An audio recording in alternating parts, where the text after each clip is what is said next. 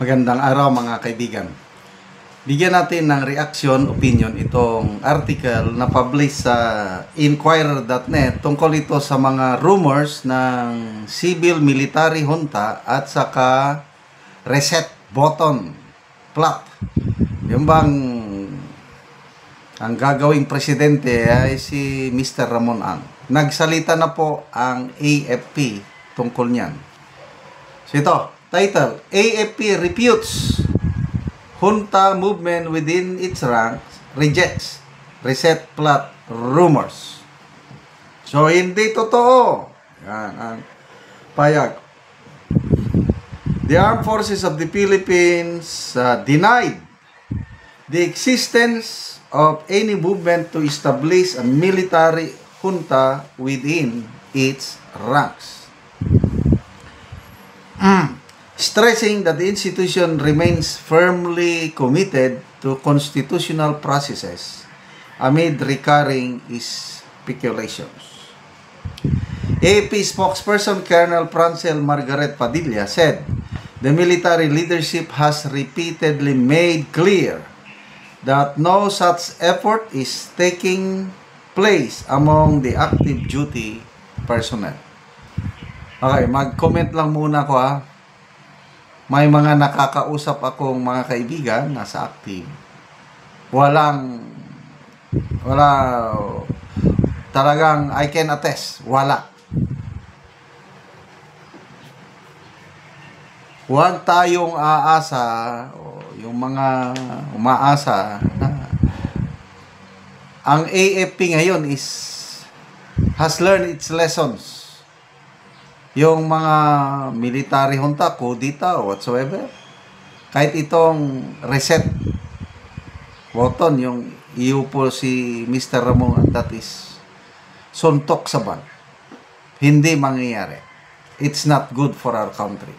Yun lang ang aking observation. Ano pa?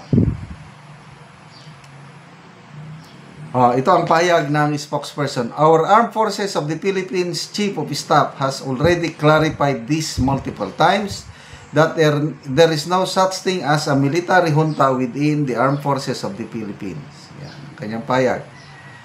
The AFP, sabi niya, will never subscribe to any reset plot and our Constitution has no cheat codes, so we will always go to the side of the Constitution, the constitutional processes that are in place. Correct. Basta huwag tayong lumihis sa Constitution. We are safe. Yan din ang aking pananaw. So, gone were the days ng AFP, panahon ng Cory administration, nagsagawa ng ilang siyam na series of bloody kudita against the Cory Aquino administration, and bumulusok ang ating ekonomiya during that time. Mabuti na lang at unti-unti tayong nakarecover noong panahon ni FBR. In fairness, sa late FBR, naibangon niya ang ating ekonomiya. Kaya lang, problema, nagbenta naman siya ng ang daming ari-arian ng ating gobyerno. Yun lang ang kanyang But maganda na naibangon yung lagapak na ekonomiya ng Pilipinas panahon ng Cory as a result of those kudita. Nakabawi tayo. And paulit-ulit yung sinasabi na yung bloodiest kudita panahon ng Cory, yung December of 1989, ay nakasama ako. Yung unit namin galing sa Mindanao napunta sa Cebu. Ay nagkaroon ng stand-off sa yung Mactan Bridge na yan. So those were the days, and wala na. Wag nyo nang isama ang kasundaluhan, lalo na ang mga active duty members. Ina-advisean ko sila, wag kayong sumama sa politika, sabi ko. May namit ako sa isang malaking mall, sundalo, na retired. Sumaludo siya sa akin, nagpa-picture. Nalaman ko na meron siyang son-in-law na active kapitan. Sabi niya, advise your son-in-law, just stay neutral. Mag-focus lang sa trabaho. politika, kami lang, mga retired, makisawsaw. Oh, kaya yung, kung kasi, nakakaalarma yung pahayag ni Senator Ping Lacson na mayroong mga retired military na nagkukonvince sa kanya na sumama sa isang civilian military junta. And mabuti naman at nireject kagad ni Senator Lacson na dinededma, hindi niya sinasagot, which is correct. Ang challenge sa kanya is pangalanan. Siguro hindi niya papangalanan kasi siguro mga close friends niya ito na ayaw niyang mapahamak. The fact na itong mga retired officers na ito is ino-offeran ng posisyon si Senator Lacson sa isang civil military junta, mga kaibigan niya. May tiwala sa ano. So, mga rumors. Malala ko, panahon na PGMA, matindi. Nang dahil sa Hello Garci tape, may, ano ba yun? 8 cabinet secretaries, mass resignation nung nalaman nila yung Hello Garci tape. Tapos, Philippine Marines nag-withdraw ng support. Correct me if I'm wrong. Ang Marine Commandant ata nun is Major General Miranda. Tapos, ang kanyang Chief of Staff nun, si Colonel Ariel Kerubin, withdraw of support for the President. Matindi yun. At sa awa ng Diyos, maganda yung ginawa ni PGMA. Nagsalita, I am sorry. Yun. Nung nagsabi niyang I am sorry, medyo unti-unting nag-die down yung issue. And then, nakatapos siya. So, ito naman ngayon, sa Pangulo, kaliwat kanan ang mga issue, flood control anomalies, sinabayan pa ng mga videos ni Saldico na sa tingin ko mas marami ang naniniwala kaysa yung hindi.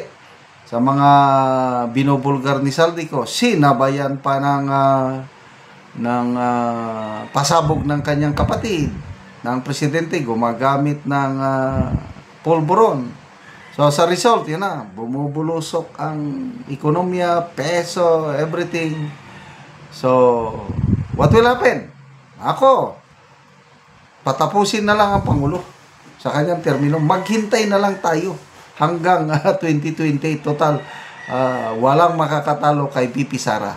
Doon na lang tayo babangon muli kay VP Sara. Salamat mga kaibigan sa inyong pagsubaybay sa ating channel. Nakakatulong kayo ng malaki sa tribong Talandig ng Bukidnon dahil ang income natin sa channel na ito, pantulong po sa tribo. Namimigay tayo ng mga libreng yero at pako para makapagpatayo itong tribo ng mas maayos na tirahan. Panoorin nyo ang video na ito. Karon mo na yung matagaan si Kuya Ogiero kay makatupsiya.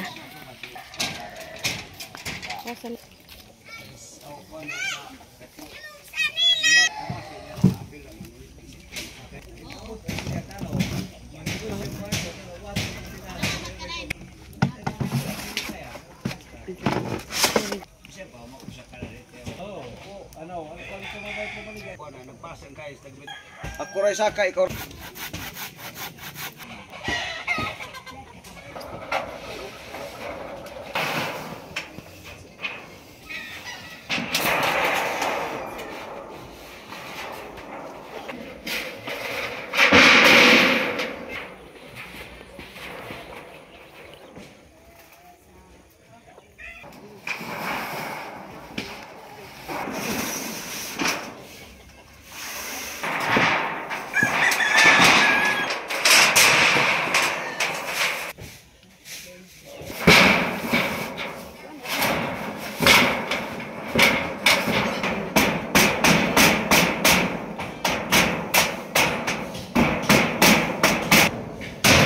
Nahuman na gyud ang balay nila Kuya Patrick. So nindot na. So streamline lang siya nga balay. So nahuman na gyud og atop. So makita nimo nga nindot na kayo. Good morning sa tanan, sa mga nag-sponsor o nag-tanaw sa mga videos namo dire. Good morning. Ug sa nagpasalamat ko sa mga vlogger o sa tanan nga nagtanaw ni.